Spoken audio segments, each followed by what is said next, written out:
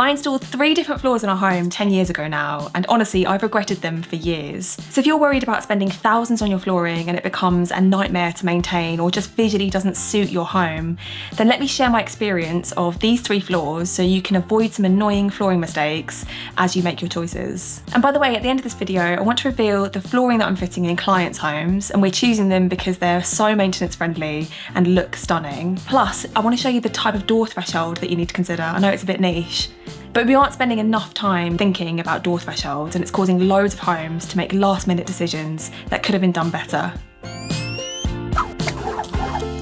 Okay, so 10 years ago, before I was an interior designer, Neil and I were renovating this 1930s house on a tight budget, and I was so stressed trying to choose which floors to lay, because check out the carpet that we inherited from the previous owner. It literally made me dizzy every time I walked down the stairs.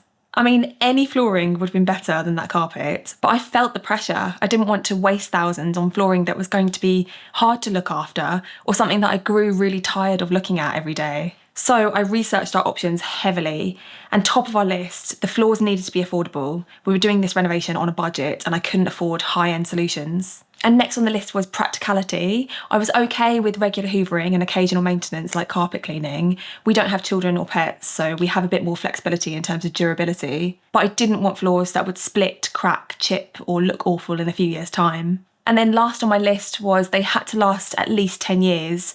Longer than that would have been a bonus, but we knew our budget was low and that we'd struggle to get floors that looked great, were practical to live with, and lasted a lifetime. So we accepted the fact that we may have to change them in 10 years' time. Side note, there's a floor that can do all of this, and I'll explain in a moment. So we ended up choosing these 3 different floors in the house, which initially we were really happy with for the first 4 or 5 years. But now that it's 10 years in, I just know I never want to live with these types of floors again. Especially I've found far more practical options now that my interior design experience has evolved and the renovation market has moved on. Right, so the first floor we installed that I loved at the time, but I wouldn't choose again, bar some exceptions, was our laminate flooring. We laid it all across our ground floor living spaces, and it brought this sense of continuity and warmth, which we loved, and it joined each space visually. I still recommend this, by the way. If you're trying to make your home flow well and feel bigger, lay the same flooring across it rather than visually breaking up every room with a different floor. And we chose laminate because it's one of the most affordable floors that you can buy. It looks close enough to wood. The print has lovely knots and grooves, which is important to look for if you're choosing a wood effect floor and you want it to look more expensive than it is. But unfortunately, it's failed us much earlier than we expected. A laminate floor like this should last 10, sometimes 15 years before it needs lifting and replacing. But I think it was around year 4 that we started to see chips appearing in the higher traffic areas. We also had a leaky radiator that we didn't know about while we were on holiday, which made the laminate floor start to warp and swell around the area. Laminate is not water compatible like some of the newer flooring options today. Also, I began to despise the chunky door thresholds. There's so much more minimal options today, and I'll share some with you at the end. Would I choose laminate again, or should you avoid it completely? Well, to be honest, it won't be a floor that I totally avoid for the rest of my life, and you shouldn't either. Laminate is a decent option if you need to lay floors on the cheap, or in low traffic rooms like a bedroom or office that you're renovating on a budget. Anywhere that you're okay with a bit more of a temporary solution, because they do look good, they just don't last forever. They typically come in 8mm to 12mm boards, and if you're going for any lower than 12mm, just make sure that it has a strong wear rating and a dense core. That way they will have a longer lifespan. But yeah, I would swap these floors in a heartbeat with the flooring and door thresholds that I'll tell you about in just a moment. Right, the next floor that I wish we never got fitted was the Travertine in our utility room. Why'd I do it to myself? Basically, years ago, I dropped a little bit of fabric softener on it, and because it's a porous material, it penetrated the stone, and I've not been able to remove it since. There's just this big white stain that's been staring at me for years, reminding me why I'll never choose Travertine again. Travertine, limestone, or any stone floors like ours look lovely in older homes or if you're going for a country feel, but they're far more susceptible to staining and will require regular sealing to keep them looking their best. And for me, that's maintenance that you just don't need in your life when there actually are a selection of porcelain tiles that give you a similar look without any of the maintenance.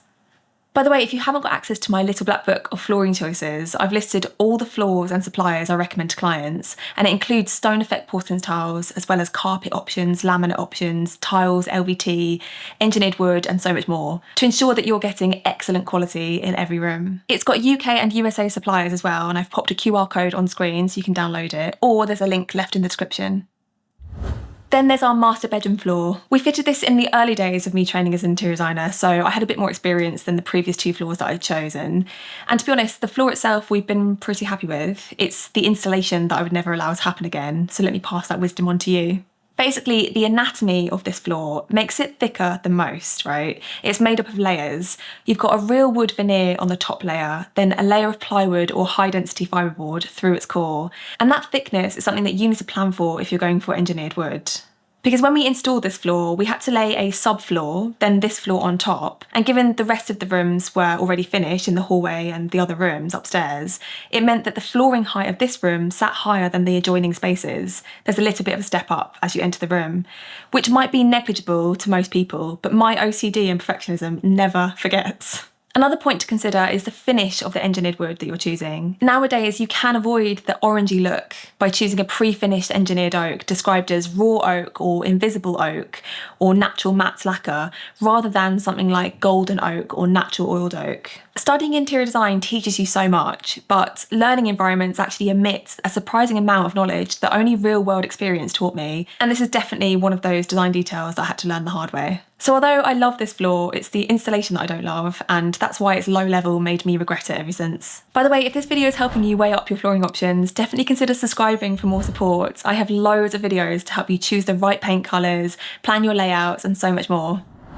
Okay, now I want to reveal the flooring that I would swap my whole house for in a heartbeat, as well as some design details that you could look for to get a really pro finish with your flooring. My first tip is, if you can, try to make sure that your flooring sits under your skirting boards. It can be a bigger job, but it is worth it. Because the alternative is having scotia fitted along every edge, which sometimes doesn't match that well to your flooring batch. The next tip is to give as much thought to your door thresholds as you do to your flooring choice. Nowadays, your door thresholds don't always need to be chunky or create an obvious sense of separation. I'm a big fan of slimmer thresholds, like minimal brass thresholds, to keep floors all on one level and add a beautiful finish. A design detail like this can really lift your home and give it a subtle sense of luxury.